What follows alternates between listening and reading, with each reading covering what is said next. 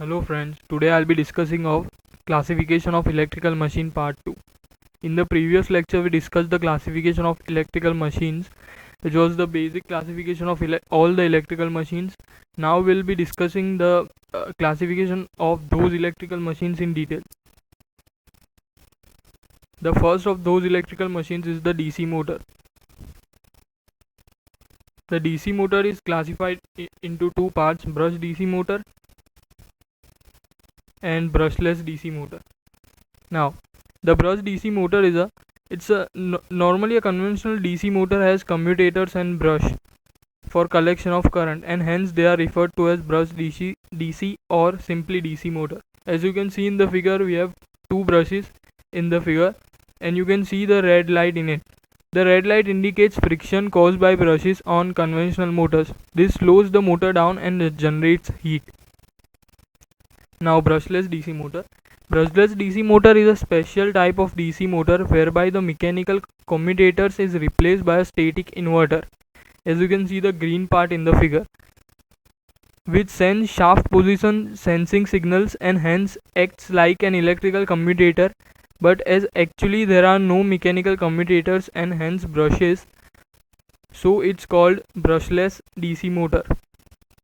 Hence the brushless DC motors are more expensive, but it has certain advantages too, such as little or no maintenance, much longer operating life, no risk of explosion or possibility of RF interference due to arcing, higher efficiency, rapid response, etc.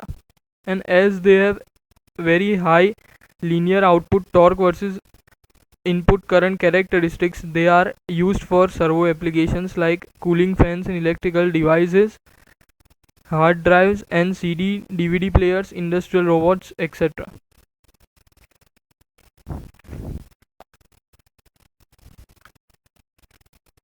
Now the brush DC motor is divided into wound field DC motor.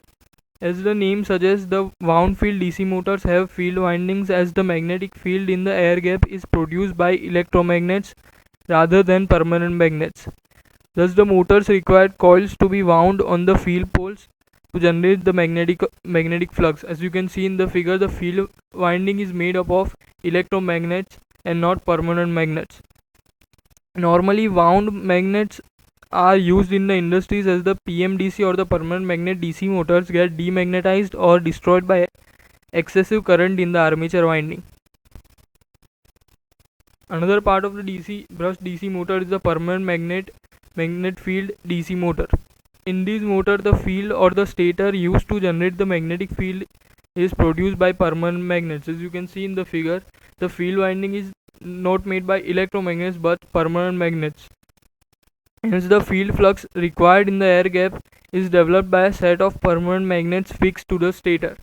Thus, these motors normally don't require any field coils. They are required only during the recharging of the magnets. The material used for permanent magnets are ceramics and rare earth magnetic materials, which have high residual flux as well as high coercivity. Now the wound field DC motors are further divided into self-excited DC motor and separately excited DC motor. The self-excited DC motors are the machines in which the armature and field coils are fed by a single supply. Thus the field gets excited and the armature rotates only by single excitation, thus called self-excited DC motor. Now the separately excited DC motors are the DC machines. In these DC machines, the armature and field coils, as you can see in the figure, are fed from different supply sources. Hence they are called separately excited DC motors. Now the self-excited DC motors are further divided into series field or series wound DC motors. As the name implies, the field coils consisting of few turns of thick wire are connected in series with the armature, as shown in the figure. In these machines, as the field coils and the armature are in series, so the field coils have to be large in terms of cross-sectional area to carry the armature current. But owing to this higher current, the turns of the wire need not be large. Another type of self-excited DC motors are the shunt wound or shunt field DC motors. Shunt means parallel. So these motors basically operate with the field coils connected in parallel with the armature as shown in the figure. Thus here, unlike series motor, the field winding consists of large number of turns of comparatively fine wire so as to provide large resistance. The field current is much less than the armature current, sometimes as low as 5%. Another type of self-excited DC motor is the compound wound or compound field DC motor. A compound wound DC motor has both shunt and series field coils. The shunt field is normally the stronger of the two, that is, it has more ampere turns. Now the compound field DC motors are further divided into cumulative compound wound motor. In this motor, the field windings are connected in such a way that the direction of flow of current is same in both the field windings.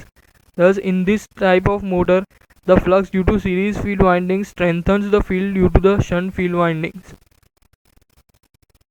Another type of compound field winding is the differential compound wound motor. In this motor, the field windings are connected in such a way that the direction of flow of current is opposite to each other in the two field windings, as you can see in the figure. Thus, the flux due to the series field windings weakens the field due to the shunt field winding. Also, compound wound DC motors can be differentiated as long shunt connected compound motors and short shunt connected compound motors. The long shunt connected compound motors are compound motors in which the series field and armature are connected in series with each other and in parallel with the shunt field. The short shunt compound motors. In this type of compound motors, the shunt field and armature are connected in parallel with each other and the pair is connected in series with the series field winding.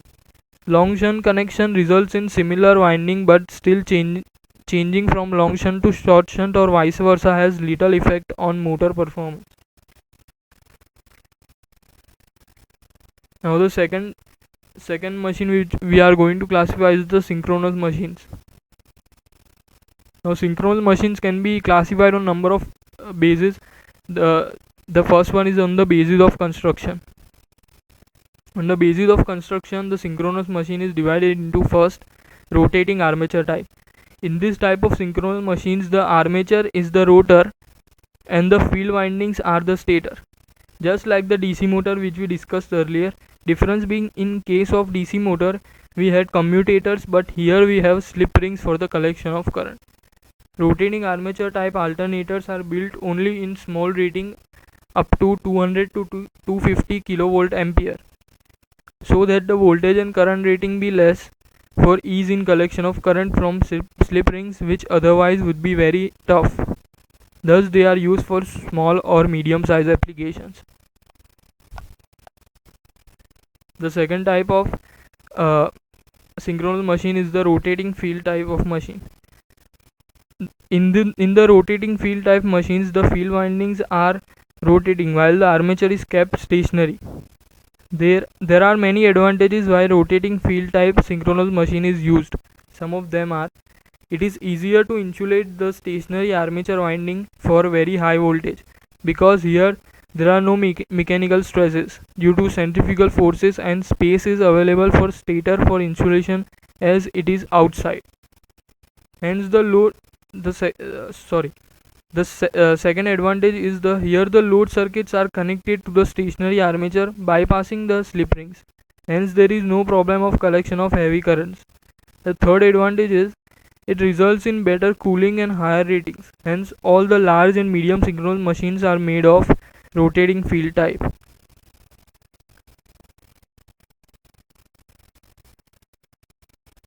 Now the synchronous machines are also classified on the basis of rotor construction. So based on the rotor construction, the synchronous machines are divided into: number 1, the salient pole type synchronous machine.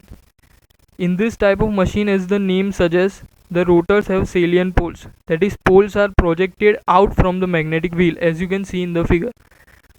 These are made for slow speed operation. They have large diameter and short axial length, as you can see in the figure. The diameter is very large, but the axial length along the shaft is very less. Poles are laminated in order to reduce eddy current losses. It is mainly used for low speed up to 1000 rpm because at high speeds the peripheral speed increases and it's hard to have sufficient mechanical strength to suffer that. The salient field poles would also cause an excessive windage loss and produce noise if driven at high speed. The second type of synchronous machine is the smooth cylindrical or non-salient pole type field structure. The field structure is used in very high speed machines. To reduce the peripheral speed, the diameter is reduced and the axial length is increased, as you can see in the figure. Also, there are no projected poles here, and the field windings have a smooth surface along its periphery as shown in the figure. Due to such a design, they have robust construction and noiseless operation. Due to the non-salient pole structure, they have nearly sinusoidal flux distribution around the periphery, so they have better EMF waveform in case of alternator. Thank you very much, friends. Now the next lecture will be on the classification of electrical machine part 3. Here we discuss the classification of two electrical machines, which were the DC machines and the synchronous machine. Now the induction machine and the transformer are still left, which we will discuss in the next lecture. Please hit like and subscribe button below and continue to support us, and please stay connected for